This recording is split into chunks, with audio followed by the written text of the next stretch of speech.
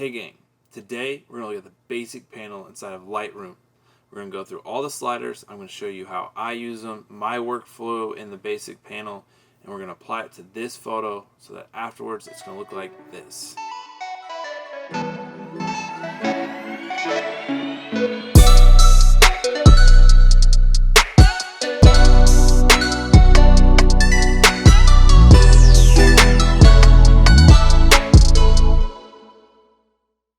Now, I'm going to jump around on you guys a little bit because I'm going to go through the basic panel how I would using my own workflow. This works best for me. This is how I like to go through this whole process. So let's go ahead and head into Lightroom and get started. Here's our photo, and as you can see, it's greatly underexposed. So the first thing I want you guys to do is open up the basic panel, go down into the section called Tone, and double click on the Auto button. Now as you can see, all of the settings in the tone section have changed, and if you scroll down, the vibrance and saturation have changed as well. The photo is still a little underexposed, so we'll go back into the tone section, go to exposure, and we're going to slide that slider to the right. Now we're going to go up to profile, and we're going to adjust the color profile of the photo. If you go over to Adobe Color, you can click on that, and you go down to the bottom, you'll see a section called Browse. You can go through, and there's a ton of options on color profiles that you can choose from. I've gone through a bunch and I've come down to two that I really like, Adobe Vivid and Adobe Landscape. And since this is a landscape shot, we're going to use Adobe Landscape. When it comes to color profile, it is completely personal preference, so go through and figure out what works best for you. Now, let's head down to the tone section and we'll start with our blacks and our whites. And our goal here is to optimize the tonal range within the photo, which basically means we're trying to get the most shades of color and contrast out of the photo. While we set these points, what we want to pay attention to is the histogram in the upper right hand corner, and specifically those tiny triangles in the corners of the histogram. When those triangles are white, they indicate clipping. And what clipping means is you're losing details in those black areas or in those white areas. So we want to adjust the sliders to make sure that those triangles are no longer white. Another thing we can do is while we're setting these sliders, if we hold down the Option key, Lightroom will show us where the specific areas of clipping are occurring so we can determine whether or not we need those areas. So let's go into Lightroom and we'll look at it now. We'll start with the blacks, and as you can see, there's some blacks in the grasses, so we'll take that out and we'll get rid of those completely. And when we go to the whites, you'll see that there is some white in the sun. We're not going to be able to bring the details back from that, so we'll go ahead and we'll leave it the way it is. Next, we're going to adjust the contrast. And what the contrast will do is it affects the midtones of your photo. So if you slide it to the right, it actually pushes the darker midtones darker and the lighter midtones lighter. And if you go to the left, it actually brings the darker midtones lighter and the lighter midtones darker. Now that sounds very complicated. A good way to get a judge of what's going on is to look up at the histogram as you slide right to left or left to right. For landscape photos, I like to have a little bit softer photo, so I'll typically do a little less contrast, like you can see here. After that, we'll adjust our shadows and our highlights. We'll start with the shadows, and we'll move that a little bit to the right and try and get a little more detail out of the shadow areas.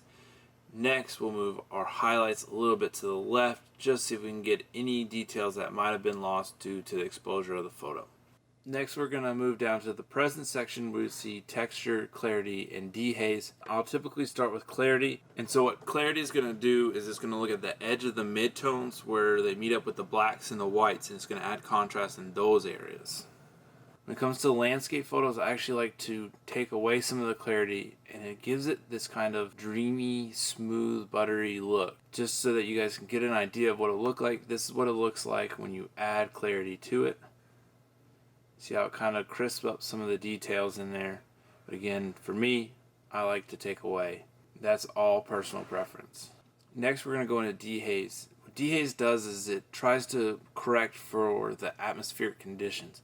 Typically, I will add very, very little. So maybe 4 or 5. Just a little bit. You can see if you go all the way right, it really blows out the photo. So just tiny little addition here.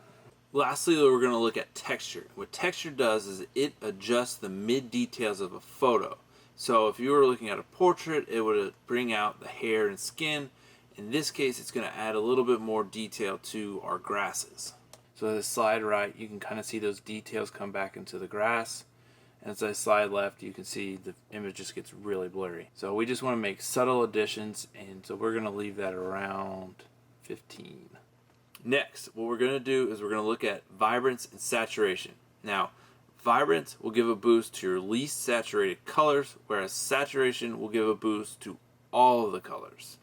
And if you look, I'll slide both the sliders all the way right, one at a time, and you can see the effects of each. So that's vibrance, and then you can double click and that will reset, and that works on any of these sliders. So now let's slide saturation all the way to the right, and you guys can see the difference there. Typically what I'll do here is I'll actually add a little bit of vibrance to give some of those underlying colors a boost, and then I'll actually take away some of the saturation to kind of pull everything back and keep everything kind of mellow a little bit.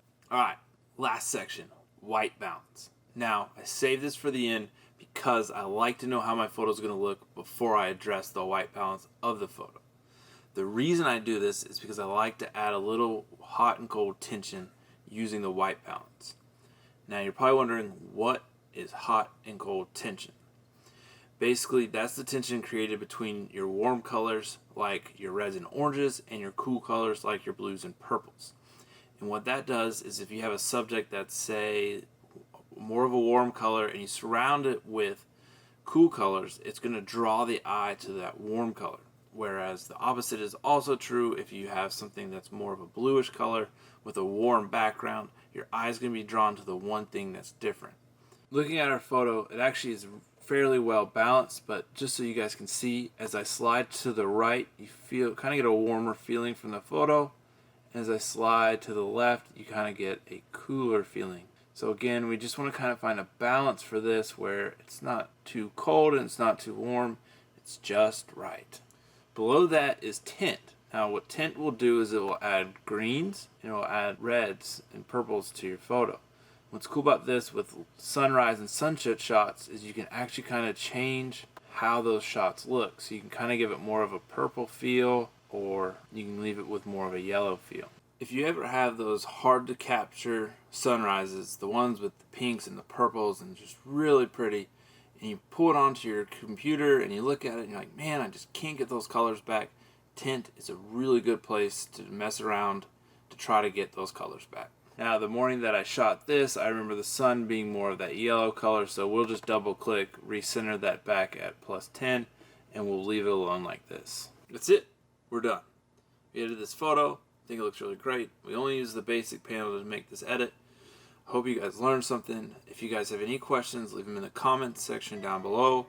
Hit subscribe, hit like if you enjoyed this, and I will see you guys next week.